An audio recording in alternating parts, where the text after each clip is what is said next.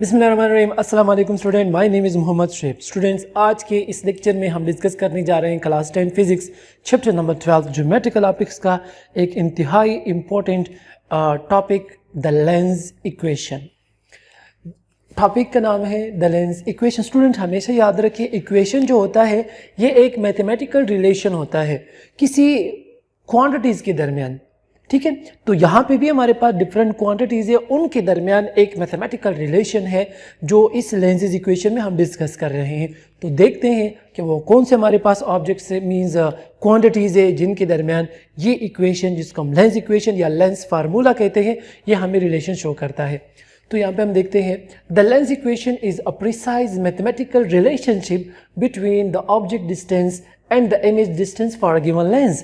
जो हमारे पास lens equation होता है वो किसी भी एक लेंस के लिए या कोई भी लेंस हो, उनकी जो इमेज की डिस्टेंस होती है, मींस इमेज डिस्टेंस मतलब कि the distance of image from the lens, और जो ऑब्जेक्ट डिस्टेंस होती है उनके दरमियान हमें मैथमेटिकल रिलेशन बता रहा होता है। तो इस इक्वेशन को हम फिर नाम देते हैं लेंस इक्वेशन।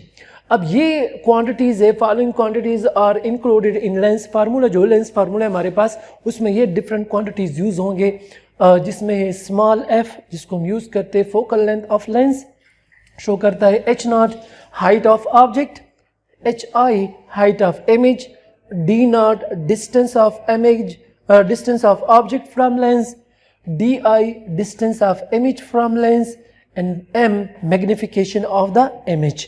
तो ये डिफरेंट हमारे पास क्वांटिटीज़ हैं जो कि इस इक्वेशन में यूज़ होंगे, या इस इक्वेशन को हम इन्हीं क्वांटिटी को यूज़ करते हैं हम इस इक्वेशन को डिराइव करेंगे।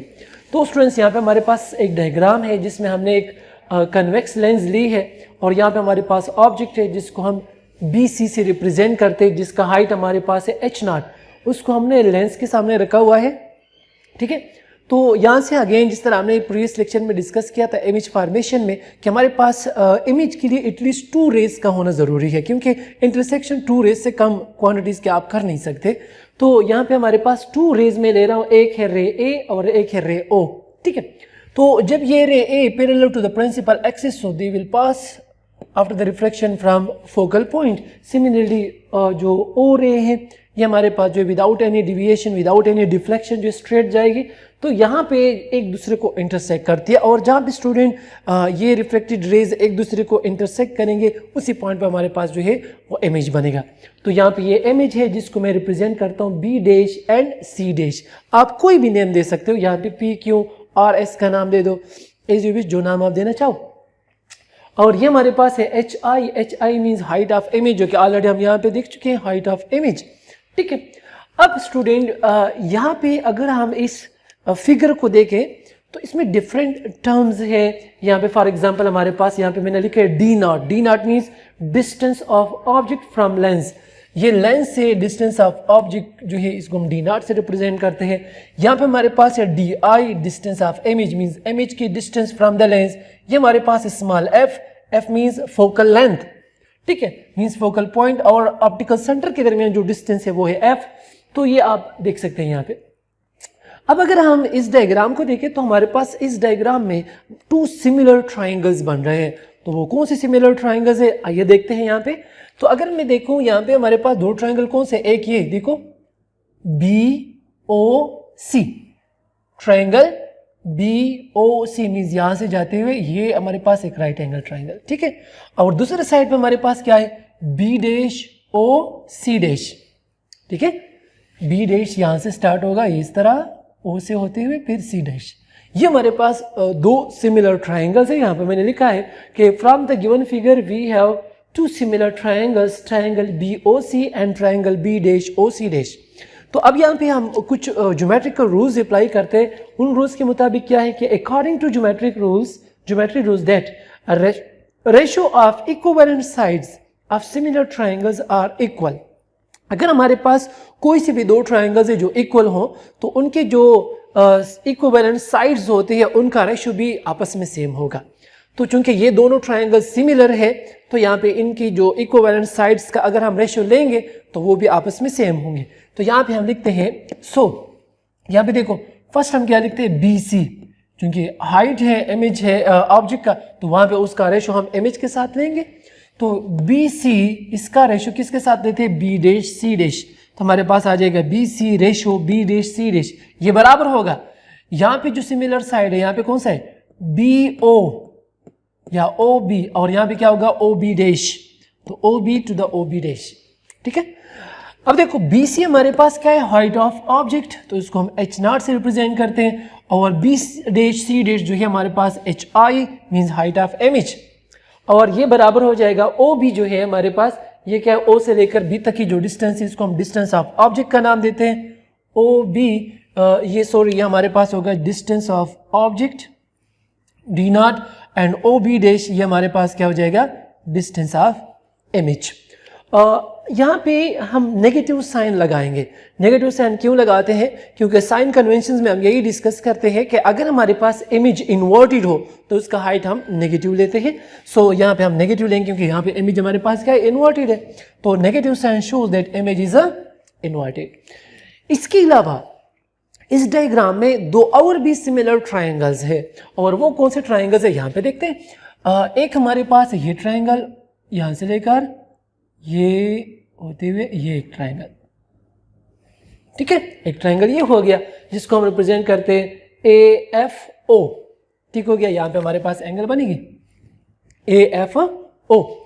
अगर फॉर एग्जांपल मैं इसको फाई से रिप्रेजेंट करूं तो ए एफ ओ, और दूसरा हमारे पास ट्राइंगल क्या होगा, ये देखो B dash F C dash, ये हमारे पास ट्राइंगल, तो ये दूसरा ट्राइंगल हो गया। यहाँ पे हमारे पास एंगल बनेगा, ये दोनों एंगल जिसको हम अपोजिट एंगल्स कहते हैं ये हमेशा सेम होते हैं। तो अगेन हमारे पास टू सिमिलर ट्राइंगल्स आ गए, A F O and B dash F C dash.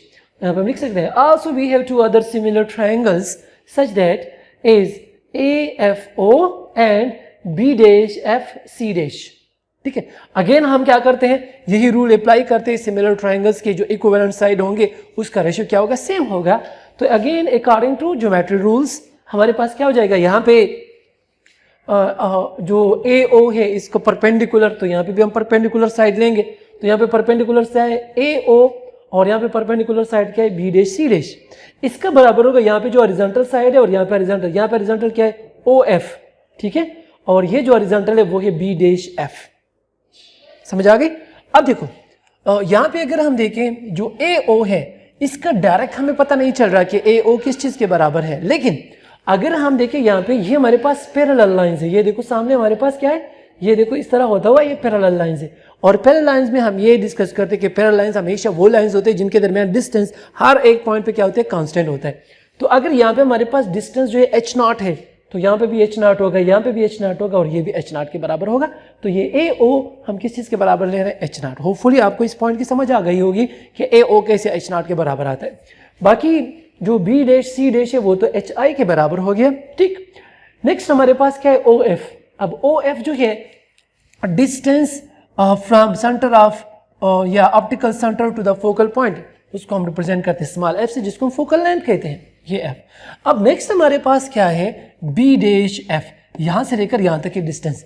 अब स्टूडेंट्स अगर थोड़ा सा हम यहां पे देखें, ओ से लेकर बी डैश ये तो डी आई हो गया, ओ से लेकर एफ तक ये तो स्मॉल एफ हो गया, तो यहां से लेकर यहां तक की डिस्टेंस ये कितनी होगी, जिसको हम, या यहां पे देखो ये कितनी होगी, बी डैश एफ, क्योंकि यहाँ पे बी डैश एफ है। तो अगर हम देखें टोटल है डी आई, यहां तक जो है हमारे पास एफ, तो ये क्या हो जाएगा डी आई माइनस एफ। या फॉर एग्जाम्पल मैं आप लोगों के लिए सिंपल कर लेता हूँ, लेट अगर हमारे पास एक लाइन है उस जो है उसका लेंथ है 5 सेंटीमीटर, ठीक हो गया। तो फॉर एग्जाम्पल अगर यहां से यहां तक की डिस्टेंस जो है वो 2 सेंटीमीटर है, तो फिर ये डिस्टेंस कितना होगा, आप डायरेक्ट कह देते हैं कि ये हमारे पास कितना होगा, ये 3 सेंटीमीटर होगा। तो ये 3 सेंटीमीटर कैसे आ गया, 5 minus 2 is equal to 3, means 5 minus 2 हम करेंगे तो 3 सेंटीमीटर आएगा ना। तो इसी तरह अगर टोटल डी आई है और ये वाला पोर्शन एफ है, तो ये पोर्शन किस चीज से बराबर होगा, डी आई माइनस एफ, ये D I minus F, D I minus f. तो हमारे पास जो बी डैश एफ होगा ये फिर किस चीज के बराबर होते हैं, डी आई माइनस एफ। तो यहाँ पे अगेन इमेज क्या है हमारे पास, इन्वर्टेड है, तो हम क्या रहते हैं, minus sign, negative sign shows that image is inverted. अब आगे इसकी जो कैलकुलेशन है वो हम डिस्कस करते हैं।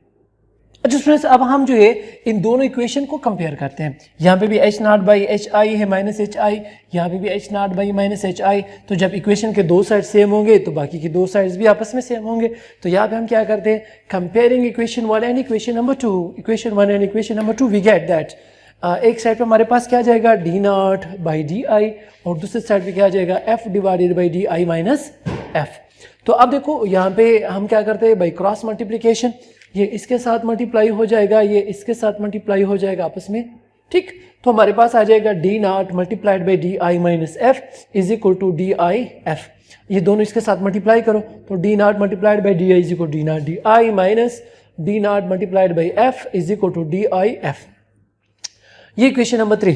Now dividing equation 3 by D naught D I and F.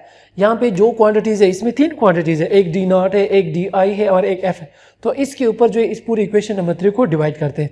तो इसके नीचे भी आ जाएगा D naught D I F, इसके नीचे भी आ जाएगा D naught D I F, और इसके नीचे भी आ जाएगा D naught D I F, ठीक। तो अगर हम देखें यहाँ से ये डी नॉट इस डी नॉट के साथ कैंसिल हो जाएगा, डी आई के साथ कैंसिल हो जाएगा, यहाँ पे डी नॉट के साथ कैंसिल, एफ के साथ कैंसिल हो जाएगा, डी आई के साथ एफ के साथ कैंसिल हो जाएगा। तो यहाँ पे आ जाएगा 1 ओवर एफ, दरमियान में माइनस, यहाँ पे 1 over d I is equal to 1 over d naught. अब ये माइनस साइन अगर मैं इसको यहाँ पे ले आऊँ, ठीक है, तो ये प्लस हो जाएगा, तो हमारे पास आ जाएगा 1 over f is equal to 1 over d naught plus 1 over d i. Equation 4 shows lens formula. ये हमारे पास जो है फेमस लेंस फार्मूला है जो कि बराबर है 1 over f is equal to 1 over d naught plus 1 over di, which is the mathematical relation between distance of object and distance of image and focal length। अब यहाँ पे एक छोटा सा टॉपिक है इसी के साथ रिलेटेड है, उसको हम नाम देते हैं मैग्निफिकेशन। यहाँ पे इसको डिस्कस करते हैं। Now student magnification, student magnification कहते हैं कि कोई एक इमेज कितना बड़ा हो गया है या कितना छोटा हो गया है। अब हमें कैसे पता चलेगा कि इमेज बड़ा हो गया या इमेज छोटा हो गया? तो अगर हम उसको ओरिजिनल ऑब्जेक्ट के साथ कंपेयर करेंगे, फॉर एग्जांपल ये ऑब्जेक्ट है, उसको हम किसी मिरर के सामने रखते हैं, लेंस के सामने रखते हैं, तो अगर लेंस में इसका इमेज बड़ा नजर आ रहा है, बड़ा नजर आने का मतलब क्या है, with respect to this object अगर ये ज्यादा है, बड़ा है, तो हम कहेंगे कि इसकी मैग्निफिकेशन हो गई है पॉजिटिव, बड़ा हो गया है। अगर यही इमेज इस ऑब्जेक्ट की जो है रिस्पेक्ट टू दिस ऑब्जेक्ट इसकी हाइट ये छोटा हो गया है, तो हम कहते हैं फिर भी मैग्निफिकेशन हो गई लेकिन नेगेटिव। तो हमेशा जब भी हम किसी चीज़ के बारे में मेजरमेंट करते हैं तो हमेशा उसको हम किसी ओरिजिनल के साथ कंपेयर करेंगे, देन वी नो कि हमारे पास जो है ये इमेज मैग्नीफाई हो गया है कि नहीं हो गया है। तो यहाँ पे हम देखते हैं कि the ratio of the height of image to the height of object is called magnification. कि हमारे पास जो है हाइट ऑफ इमेज को हम कंसीडर करेंगे या उसको कंपेयर करेंगे with the height of object, मतलब ऑब्जेक्ट ओरिजिनल है ना, तो अगर इमेज जो है उसमें वेरिएशंस आ गए तो हम कहते हैं मैग्निफिकेशन हो गई है, अगर नहीं आई तो नहीं हो गई। तो मतलब क्या हुआ कि हमारे पास इन दोनों के रेशियो को फिर हम क्या नाम देते हैं, मैग्निफिकेशन, और उसको हम m से रिप्रेजेंट करते हैं। तो चूंकि ये हम कन्वेक्स लेंस की बात कर रहे हैं तो यहाँ पे हमारे पास क्या है, m is equal to h i by h naught. चूँकि ऑलरेडी हम साइन कन्वेंशन में यही डिस्कस करते हैं कि अगर हमारे पास इमेज जो है इनवर्टेड है तो उसका हाइट हम क्या लेते हैं माइनस, तो इसे मैंने यहाँ पे नेगेटिव साइन दिया है, which is equal to D i by D naught. D i हमारे पास क्या है, डिस्टेंस ऑफ इमेज, और डी नॉट हमारे पास क्या है, distance of object. Student confuse होंगे कि यहाँ पे फिर हमने d i by D naught क्यों लिखा, क्योंकि अगर आप देखिए स्टूडेंट्स, जितना हमारे पास ये ऑब्जेक्ट दूर होता जाएगा, डिस्टेंस जितना बढ़ता जाएगा, इमेज का साइज भी उतना ही बढ़ता जाएगा। जितना ये ऑब्जेक्ट ये डिस्टेंस नज़दीक आता जाएगा, इमेज का साइज भी उतना ही कम, क्योंकि हमने ऑलरेडी डिस्कस कर चुके। तो आप लोग इमेज इंफॉर्मेशन में देख सकते हैं कि जितना इमेज लेंस के नज़दीक है उतना उसका जो साइज़ है वो छोटा है, जितना वो बड़ा और मीन्स दूर होता जाता है उसका साइज़ जो है वो या उसका हाइट जो है वो ज़्यादा होता जाता है। तो आप ये भी कह सकते हो कि ये डिस्टेंस, ये हाइट ऑफ इमेज जो है ये डिपेंड करते हैं डिस्टेंस ऑफ इमेज के ऊपर। डिस्टेंस ऑफ इमेज जितना ज़्यादा होता जाएगा, हाइट भी उतना ही ज़्यादा। सिमिलरली जो हाइट ऑफ ऑब्जेक्ट है वो हम जो है डिस्टेंस ऑफ ऑब्जेक्ट के साथ कंपेयर कर रहे होते हैं। So this is all about magnification. Hopeful students आपको जो है इस लेक्चर की समझ आ चुकी होगी कि कैसे हम लेंस इक्वेशन को डिराइव करते हैं और हमारे पास मैग्निफिकेशन। हाँ, एक और पॉइंट याद रखें कि मैग्निफिकेशन की कोई यूनिट नहीं है। क्यों यूनिट नहीं है? बिकॉज बोथ आर लेंस, ये भी height, metre cancel, distance metre cancel. That's why यहाँ पे हमारे पास इसकी किसी किस्म की कोई यूनिट नहीं है, यूनिटलेस है।